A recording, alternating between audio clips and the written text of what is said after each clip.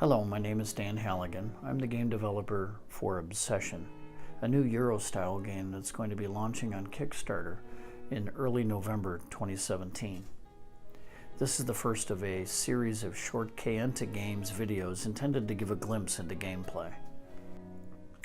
The game is set in Victorian England in 1840 in the county of Cambridgeshire, where four families with very respectable histories have endured hard economic times in the late 1700s. But things have recently changed, and these families have come into some new sources of income, and they're very intent on improving their manor house and trying to restore their shabby reputation in the county. Setup begins with choosing a first player any way that the group wants to choose. That player gets the first player marker, and their job then is to choose from the four available families. There's four player boards for family Asquith, Cavendish, Ponsonby, and York. And these player boards are identical except for the family bonus. Servants are stored down here. Accumulated pounds will go here for later purchases. We will monitor our reputation, very important on this reputation wheel. And all activities in the renovated manor house will be hosted here in this square. So the first player's job is really to pick which family bonus that they want to start with. And I'm going to go ahead and begin with the example of family Asquith. The family bonus is that they have an additional person living in their house. All families, and that's the next step in setup, is to acquire the same four cards that represent the Earl, his lady, the heir, and the young lady of the house. Now, family Asquith has a Dowager Countess that lives with them. So their gentry deck, that's what we call this deck building going on here in the gentry deck. Their gentry deck starts with an extra card, and that'll be supplemented here in a moment. The next step is to acquire the servants, and the servants are wooden pawns that are going to be used throughout the game. And each color represents a different servant. White is a footman, green is a valet, red is a housekeeper, purple is a lady's maid, and dark blue is the butler. The next step in setup is to supplement the family that formed the basis of the gentry deck with some casual guests. Casual guests are guests of lower reputation, really reputation that's either at or below the level of the family. And remember, the family has been on some hard times. And what they represent, these guests come from the casual guest starter pile, and two are randomly added to the gentry deck for a family. And these guests represent dear friends of the family, those that can be trusted to defend the family and to always be there, to join them in their modest manor house for a game of cards or afternoon tea. Now that we have our gentry deck built, we need to finish off our player board. And reputation, as I mentioned, is very important. And what we're going to do is we're going to acquire these reputation counters. Everyone starts on level 1, and that goes on that reputation circle there. We now acquire a reputation marker to do our counting in the circles around the center reputation number. So we acquire that and we place that at a starting reputation. As reputation is accumulated during the game, this marker will move around the wheel, and when it crosses over top, a player's reputation level increases. Which, if you look over here, you see these are very modest guests, but there will be guests with 2, 3, 4, 5 reputation that are much more prestigious, and a player will have to increase the reputation in their manor house and in their family before they can start to invite those guests of higher social standing. Acquire those. These represent the other counters. This final counter represents maximum reputation for the game. Those counters will be deployed again as the numbers increase.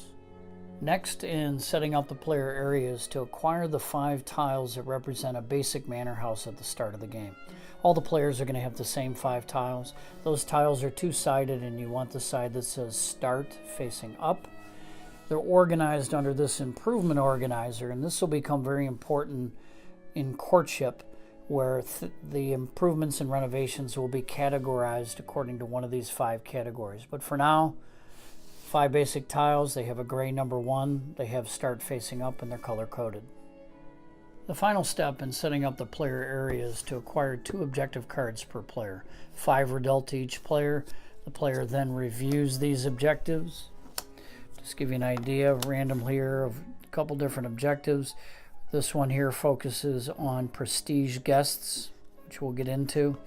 This one here has a particular combination of these renovations. It's got a group name called the domestic group, a conservatory, and a library. This one targets a particularly desirable renovation or improvement for the manor house all by itself and gives a bonus. With the player board, the manor house organizer with our starting tiles, our gentry deck, and our 2 objective cards, the player area is now set up and ready to go. Center area setup is 2 boards. There's a supply board, the larger of the 2, and a 2-sided turn track. This is showing extended play, which is 20 turns.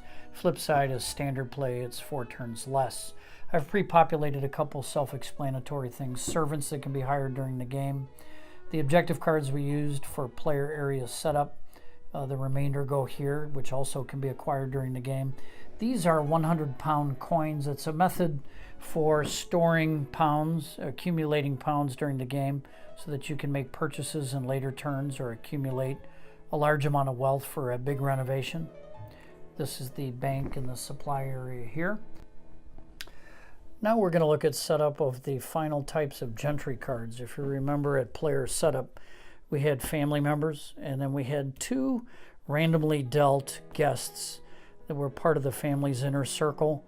They have a green number. It's a prestige rating. They have a green prestige rating, and they come from a deck that represents all people of low reputation but good people. What do I mean by that? Well, there's other guests of low reputation that aren't always good people. They have negative personality traits that may cost a player reputation or money. In this case, she's a pauper. There's also American heiresses and gossips that can hurt the family to have them as part of your inner circle of friends. When you combine these 2 decks together, they form the casual guests, and they go in the spot with the 1 fleur-de-lis. About 40% have some negative characteristics, so it's going to be important to manage your circle of friends and to find a genteel way to sort of distance yourself from the bad actors. Now, there's no bad actors here. These are the high-level guests that everybody salivates over. And these are called prestige guests. They have 2 fleur-de-lis, and they have a white prestige rating. These guests are all placed after thoroughly shuffling, which I didn't do, in the area with 2 fleur-de-lis over there. So those are going to be our guests that we're going to accumulate in our circle of friends over the course of the game. There's 2 love interests in the county that are very wealthy, new arrivals, staying at the grandest estate in the county of Cambridgeshire. That's going to be related to the courtship, which you're going to see when we get to gameplay. They're going to be kept over on the turn track, and that's where courtship is managed. There's 2 cards that are related to courtship. I'm not going to dive into those now because they'll be the subject of a separate video. One is the theme card, and they match up and go over here. Both need to be thoroughly shuffled, and these are victory point cards. So I'm going to put those over there. 1 step to go. Just need to set up the builder's market, and we're ready to play. The builder's market is going to hold those improvement tiles that we're going to be adding to our organizer here. It's going to represent our manor house being renovated and improved. Now there's a cheat sheet that helps along with how to set up the builder's market and to stock our draw bag that we're going to use to pull improvement tiles out of. But as a quick overview, tiles of a 1, 2, and 3 rating, along with the 4 core service tiles, all go inside, and you're going to want to shuffle these up. One way to shuffle them is I do this sort of endlessly, but those will go inside the bag. And then the tiles of higher prestige rating, the big number in the lower left, these are going to be added along with monument tiles. Again, these are covered in the tile video. as well as one high-end service tile. Those will be added after the initial population. And the logic there is very simple, is that we want to make sure that we have the lower cost construction projects available for our impoverished families to begin. We fast forward here to a populated builders market. We can pan back with one player showing and our center area set up, and we are ready to play.